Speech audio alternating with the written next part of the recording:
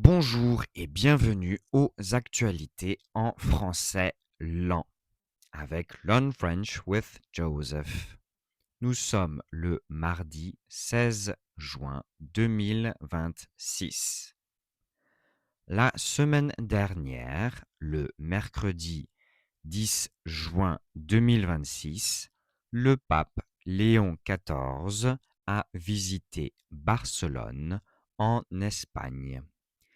Il a béni la plus haute tour de la Sagrada Familia, la célèbre basilique conçue par le Catalan Antoni Gaudí. Cette église, toujours en construction depuis plus de 140 ans, est désormais la plus haute du monde avec ses 172,5 mètres de haut. Le pape a célébré une grande messe devant des milliers de personnes, dont le roi et la reine d'Espagne. Il a aussi parlé de paix et de solidarité en disant: on ne peut pas croire en Jésus et promouvoir la guerre. C'était un moment émouvant car Gaudí, l'architecte de ce chef-d'œuvre, est mort il y a exactement 100 ans.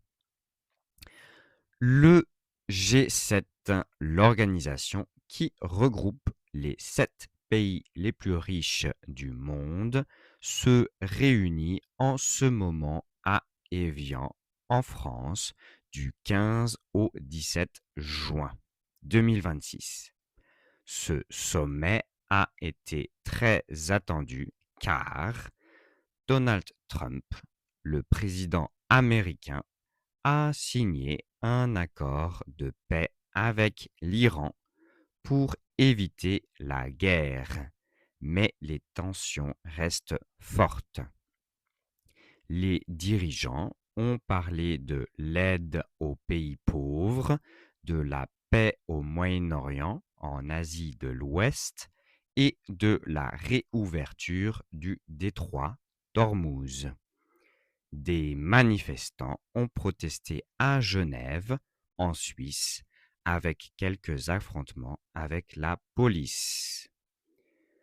La Coupe du monde de football a commencé le 11 juin 2026 au Mexique, avec le match d'ouverture du Mexique contre l'Afrique du Sud. Avant le coup d'envoi, il y a eu des problèmes.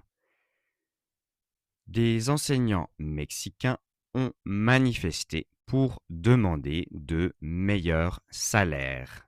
Ils ont bloqué des rues et cassé des statues liées à la Coupe du monde.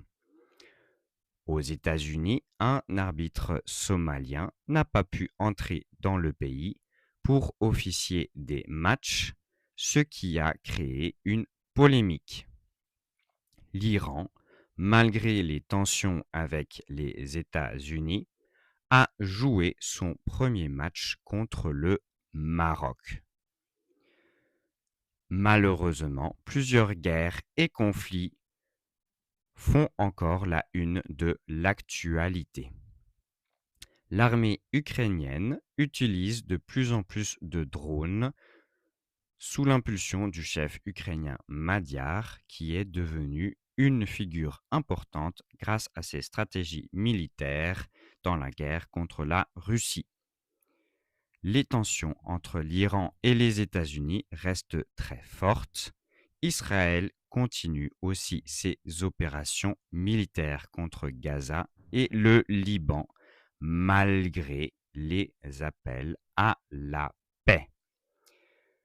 La police a dispersé un sit-in devant le Parlement en République démocratique du Congo contre le projet de changement de la Constitution qui suscite de vives tensions politiques.